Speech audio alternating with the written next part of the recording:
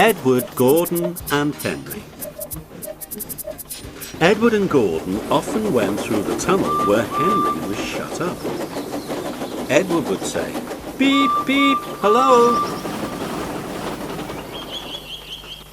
And Gordon would say, "Poop, poop, poop, serves you right."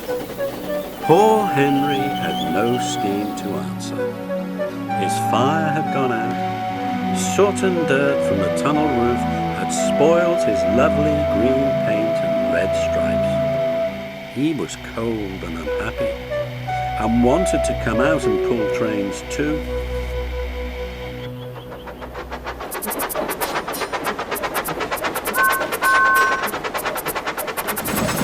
Gordon always pulled the express. He was proud of being the only engine strong enough to do it. There were many heavy coaches full of important people like the fat director who had punished Henry.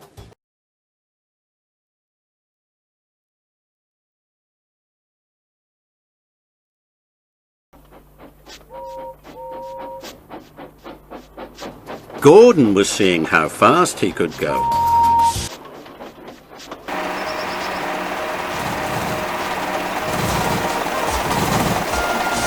"Hurry, hurry, hurry," he panted. "Trickety-trot, trickety-trot, trickety-trot," said the coaches. Gordon could see Henry's tunnel in front.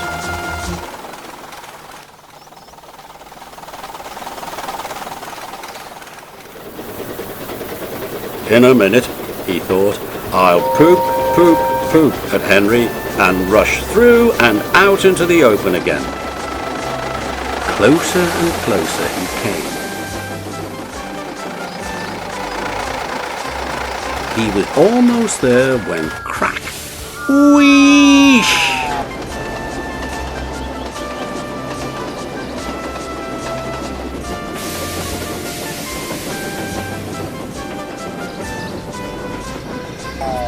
He was in a cloud of steam and going slower and slower. His driver stopped the train. "What has happened to me?" asked Gordon. "I feel so weak." "You've burst your safety valve," said the driver. "You can't pull the train anymore." "Oh dear," said Gordon. "We were going so nicely too. Look at Henry laughing at me." Gordon made a face at Henry and blew smoke at him.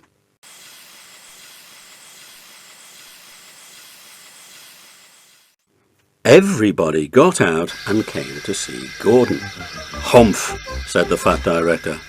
"I never liked these big engines, always going wrong. Send for another engine at once."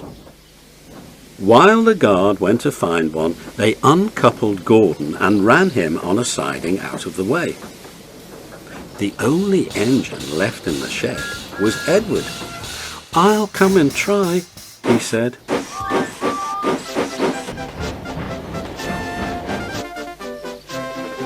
Gordon saw him coming. "That's no use," he said. "Edward can't pull the train." Edward puffed and pulled and puffed, but he couldn't move the heavy coaches.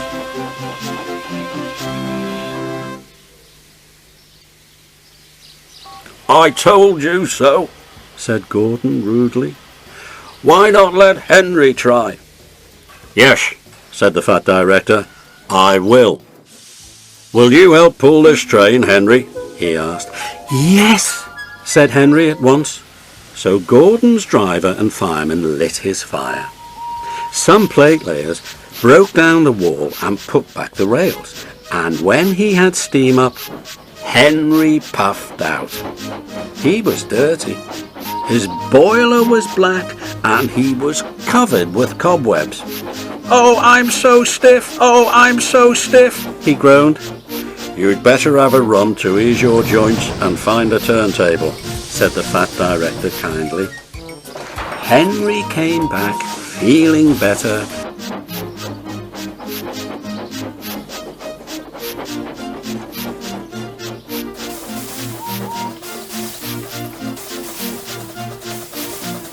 and they put him in front.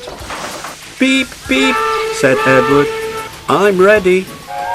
"Beep, beep, beep," said Henry. "So am I." "Pull hard, pull hard, pull hard," puffed Edward. "We'll do it, we'll do it, we'll do it," puffed Henry. "Pull hard, we'll do it, pull hard, we'll do it, pull hard, we'll do it," they puffed together. The heavy coaches jerked and began to move, slowly at first, then faster and faster. "We've done it together! We've done it together! We've done it together!" said Edward and Henry. "You've done it, hooray! You've done it, hooray! You've done it, hooray!" sang the coaches. All the passengers were excited. The fat director leaned out of the window to wave to Edward and Henry, but the train was going so fast that his hat blew off into a field, where a goat ate it for his tea. They never stopped till they came to the big station at the end of the line.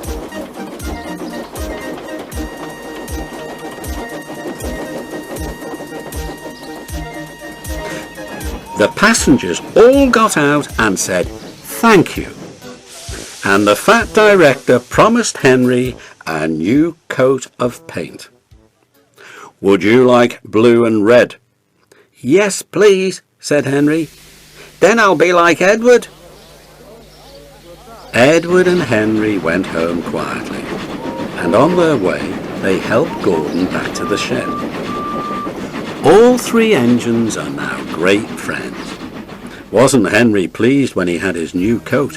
He's very proud of it, as all good engines are. But he doesn't mind the rain now, because he knows that the best way to keep his paint nice is not to run into tunnels, but to ask his driver to rub him down when the day's work is over.